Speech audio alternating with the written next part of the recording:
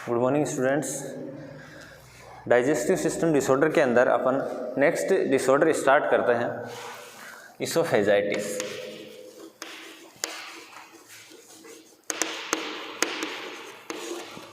Oesophagitis, itis means inflammation और इसोफेगा यानी oesophagus.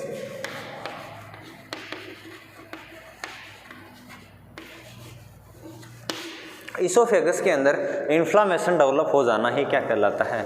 Oesophagitis कहलाता है। अब ये इन्फ्लामेशन है वो किस किस कारणों से डेवलप होती है? हो सकता है उसके अंदर इन्फेक्शन हो गया हो, ये भी कोज हो सकता है एटियोलॉजिकल फैक्टर में, या फिर इसके अंदर किसी प्रकार की कोई ट्रॉमा हो गई हो। इन्फेक्शन के अंदर चाहे वो बैक्टीरियल इन्फेक्शन हो, फंगल इन्फेक्शन हो, पैरासाइटिक इन्फेक्शन हो, कोई भी इन्फेक्शन हो वो क्या कोज कर सकता है? इसोफेगस के अंदर इन्फ्लामेशन कोज कर सकता है। या फिर बॉडी का इम्यून सिस्टम वीक है, कोई HIV इन्फेक्टेड पेशेंट है, उसका इम्यून सिस्टम कॉम्प्रोमाइज्ड है, इम्यून सिस्टम वीक है, तो उसकी कारण भी क्या हो सकता है? इसोफेगस में इन्फ्लामेशन डेवलप हो सकती है, जो इसोफेजाइटिस कोज करता है। नेक्स्ट, ट्रॉमा हो सकता है किसी प्रकार का कोई स्लाइटली छोटा अल्सर डेवलप हुआ था इसोफेगस के अंदर, और उस अल्सर के कारण हो सकता है अपन ने कोई ऐसा इरिटेटिव फूड ले लिया हो, या फिर ऐसा फूड जो कंसिस्टेंसी में क्या हो, हार्ड कंसिस्टेंसी में हो, तो उससे भी वो अल्सर है वो क्या हो सकता है? स्क्रैच हो सकता है, और ज़्यादा रप्चर हो सकता है, और वहाँ पे एक वुंड का निर्माण कर सकता है, उससे भी इसोफेजाइटिस डेवलप हो जाता है। या फिर पर्सन क्या करता है? स्पाइसी फूड ज़्यादा लेता है, तो स्पाइसी फूड से क्या होता है कि जैसे ये माउथ, ये इसोफेगस और ये स्टोमक, यहाँ पे स्फिंक्टर लगा होता है, ये स्टोमक, ये डियोडिनम और ये इसोफेगस।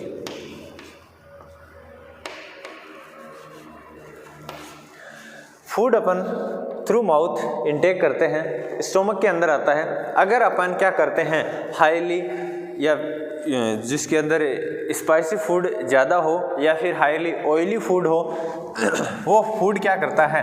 अपने स्टोमक की म्यूकोसा को भी क्या करता है? इरिटेट करता है। या फिर उसको अगर अपन ज़्यादा समय तक वहाँ पे लॉन्ग समय तक यहाँ पे क्या करता है? स्टे करता है, कहाँ पे? स्टोमक के अंदर। तो HCl का सिक्रीशन होता रहता है HCl का सिक्रीशन होता रहता है। तो HCl यहाँ स्टोमक के अंदर हाईली प्रेजेंस होता है इसकी।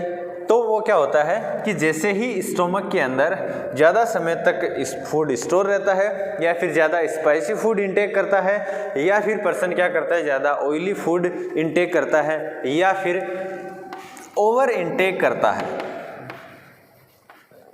कि कभी कभार खाना आगे वगैरह अच्छा लगता है, या फिर शादी विवाह में जाते हैं तो वहाँ पे हर तरह की चीज़ें हैं, अपन क्या कर लेते हैं? खा लेते हैं। उस वजह से भी क्या होता है? अपनी गैस्ट्रिक म्यूकोसा इरिटेट होती है, स्टोमक के ऊपर ज़्यादा वर्कलोड आता है, ज़्यादा HCl का सिक्रीशन होता है, तो गैस्ट्रिक जो स्टोमक की म्यूकोसा है उसको तो इरिटेट करता ही है, साथ में रिफ्लेक्स है, क्योंकि अगर जैसे बेल्चिंग आती है, डकार वगैरह आती है, तो उसके साथ में स्लाइटली फ्लूइड जो है, या फिर फ्लूइड के अंदर जो HCl, जो स्टोमक का जो HCl है, सिक्रेटेड जो एसिड, वो भी इसके अंदर क्या हो जाता है? मिक्स हो जाता है। तो मिक्स होता है तो वो अपवर्ड क्या करता है?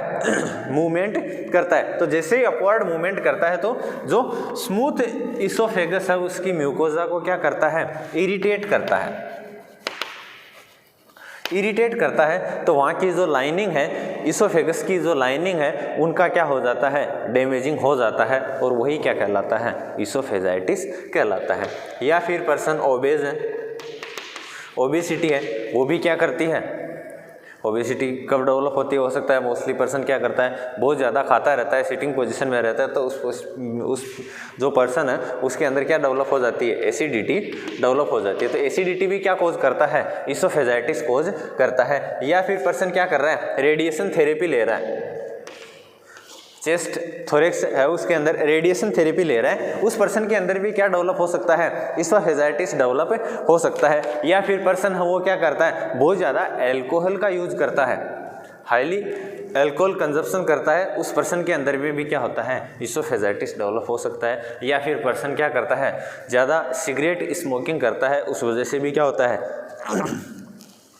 ये इसोफेजाइटिस डेवलप हो जाता है। या फिर कोई सर्जरी हुई है, चेस्ट की थोरेसिक की कोई सर्जरी हुई है, उसका भी एज ए कॉम्प्लिकेशन के रूप में इसोफेजाइटिस है वो डेवलप हो सकता है। ये कुछ ऐसे मेजर फैक्टर जो इटियोलॉजिकल फैक्टर हैं, कारण हैं, जिनकी वजह से इसोफेजाइटिस है वो डेवलप हो सकता है।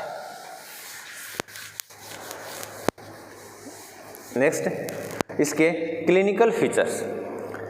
मोस्टली इसोफेजाइटिस है उसका क्लिनिकल फीचर्स वो क्या होता है, हार्ट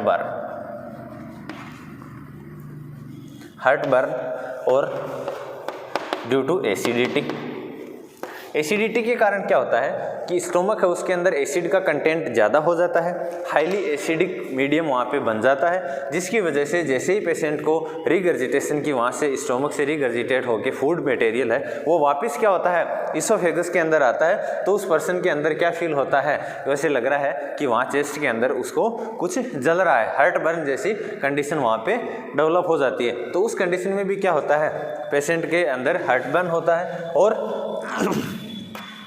चेस्ट पेन भी डेवलप हो सकता है उस पेशेंट के अंदर। या फिर उस पर्सन के अंदर अगर वो श्वास ले रहा है तो डिस्निया भी डेवलप हो सकता है, डिस्फेजिया, उसको स्वेलोविंग डिफ़िकल्टी भी हो सकती है, क्योंकि जो इसोफेगस है वो इन्फ्लाम्ड हो जाती है, जिसके कारण वो क्या होता है, पर्सन सही तरीके से फूड मटेरियल है उसको क्या नहीं कर पाता है, वो स्वेलो नहीं कर पाता, कफिंग उसको हो सकता है। या फिर जो पर्सन है खा रहा है, खाने में भी उसको क्या हो सकती है, डिफ़िकल्टी हो सकती है, जिसको अपन क्या बोलते हैं, पेनफुल स्वेलोविंग।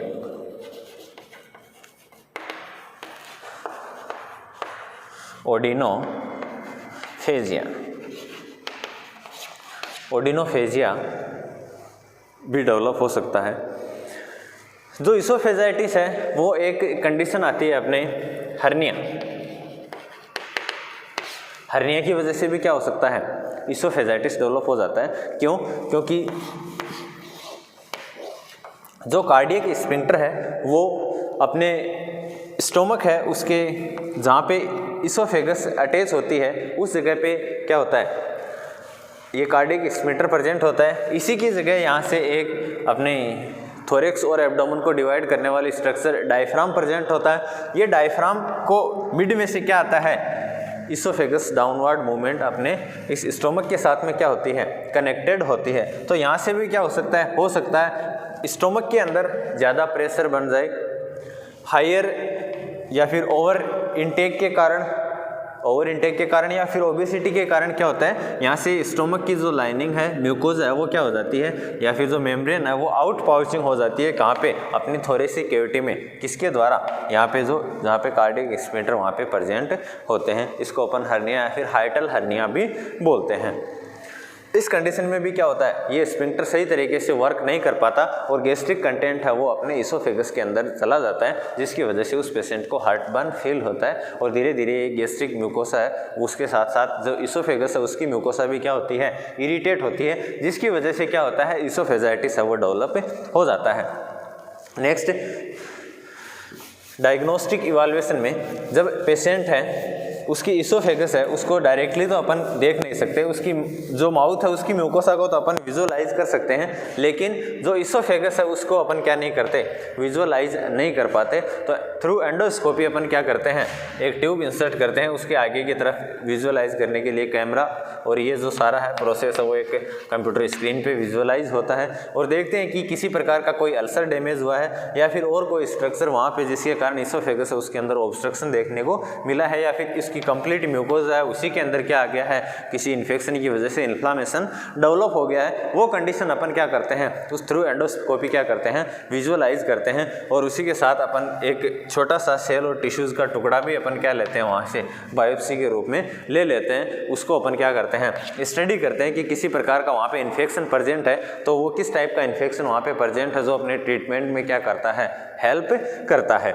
नेक्स्ट, अगर उसके किसी प्रकार का ऑब्स्ट्रक्शन आ रहा है तो पर्सन को अपन बेरियम स्वेलो करके और थ्रू एक्सरे भी क्या कर सकते हैं, उसको विजुअलाइज कर सकते हैं, यानी बेरियम उस पेशेंट को क्या कर देते हैं, स्वेलो करवा देते हैं, और जिस जगह पे बेरियम हो वहाँ पे क्या रुक जाता है, अगर स्टॉप हो जाता है तो वहाँ पे अपन वो एक्सरे में अपने को डायरेक्टली विजुअलाइज हो जाता है कि वहाँ से जो इसोफेगस है उसकी क्या हो गई है, नेरोविंग हो गई है, जिसकी वजह से जो फूड है वो डाउनवर्ड मूवमेंट नहीं हो रहा, फूड है वो नीचे की तरफ पास नहीं हो रहा, और इसोफेजियल ऑब्स्ट्रक्शन की कंडीशन है वो डेवलप हो गई है। और वो किसके कारण, इस इसोफेगस में इन्फ्लामेशन या फिर वहाँ पे किसी प्रकार का कोई ट्यूमर फॉर्म हो गया या फिर वुंड फॉर्म हो गया है जिसकी वजह से उसके चारों ओर इन्फ्लामेशन डेवलप हो गया, या फिर गैस जो अपने इसोफेगस है उसमें इरिटेशन हो गया जिसकी वजह से इसोफेजाइटिस डेवलप हो गया है। नेक्स्ट, मैनेजमेंट, और मैनेजमेंट है वो अपन किसके आधार पे बेस होता है, अपने डायग्नोस्टिक इवाल्युएशन में और उसके क्लिनिकल फीचर के आधार पे। तो फर्स्टली अगर एसिडिटी उस पेशेंट के अंदर डेवलप हो रही है तो उस पेशेंट को अपन एंटा एसिड मेडिकेशन है वो अवेलेबल करवाएंगे ताकि कम HCl का सिक्रीशन हो और पायरोसिस या फिर हार्ट बर्न की कंडीशन है वो क्या हो जाए, ट्रीट हो जाए, पेशेंट को चेस्ट के अंदर बर्न नहीं हो, ऐसा लग रहा है कि हार्ट उसका जल रहा है, ऐसी कंडीशन वहाँ पे डेवलप नहीं हो तो एंटा एसिड अपन उस पेशेंट को देते हैं ताकि HCl का सिक्रीशन कम हो जाए या फिर HCl है वो क्या हो जाए, न्यूट्रलाइज्ड हो जाए, जिसकी वजह से वो क्या करे, क्या कॉज नहीं करे, जो इनर म्यूकोसा है उसकी लाइनिंग को डैमेज नहीं करे। नेक्स्ट, अगर पेशेंट को क्या हो रहा है, किसी प्रकार का कोई इन्फेक्शन है और उसके आधार पे अपन क्या करते हैं उसको, चाहे वो बैक्टीरियल हो, फंगल हो या फिर पैरासाइटिक इन्फेक्शन हो, उसी के आधार पे अपन उसको क्या करते हैं, ट्रीटमेंट मॉडलिटीज़ अपनाते हैं और ट्रीटमेंट मेडिकेशन अपन क्या करते हैं उसको अवेलेबल करवाते हैं। अगर पेशेंट को चेस्ट पेन हो रहा है तो उसकी सहायता से अपन क्या करते हैं, पेन किलर मेडिसिन भी उसको अवेलेबल करवाते हैं। इन्फेक्शन की वजह से उस पेशेंट के अंदर अगर फीवर डेवलप हो रहा है तो उस पेशेंट को फीवर के लिए अपन एंटीपायरेटिक ड्रग भी अवेलेबल करवाएंगे।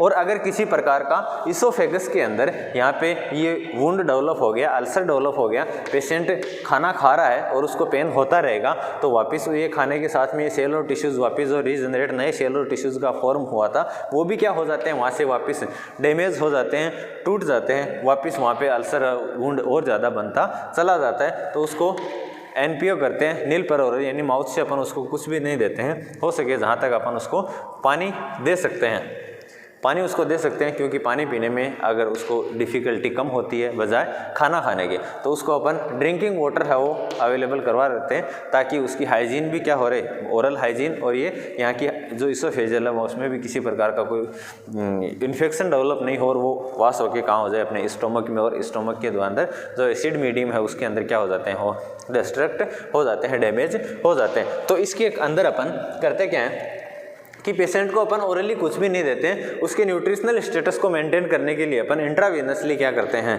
उसको जो फूड है वो क्या करवाते हैं, अवेलेबल करवाते हैं, जो डेक्सट्रो सॉल्यूशन वगैरह है, न्यूट्रिएंट है, कंटेंट है, उसको न्यूट्रिशन अपन इंट्रावेनसली अवेलेबल करवाते हैं।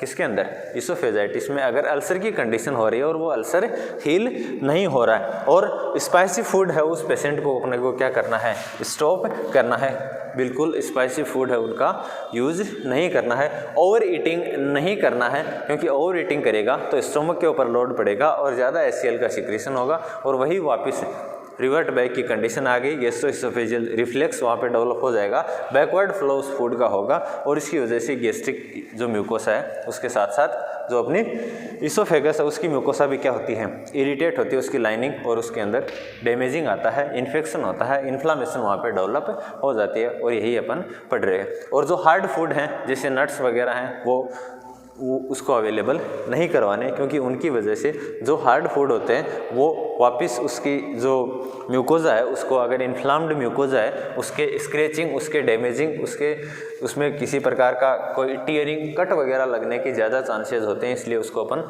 जो हार्ड फूड है वो अवेलेबल नहीं करवाते हैं। ये कंडीशन थी इसोफेजाइटिस। नेक्स्ट डिजीज़ है वो नेक्स्ट क्लास में पढ़ेंगे, gastro-oesophageal reflex disease. Thank you students, thank you for joining this class.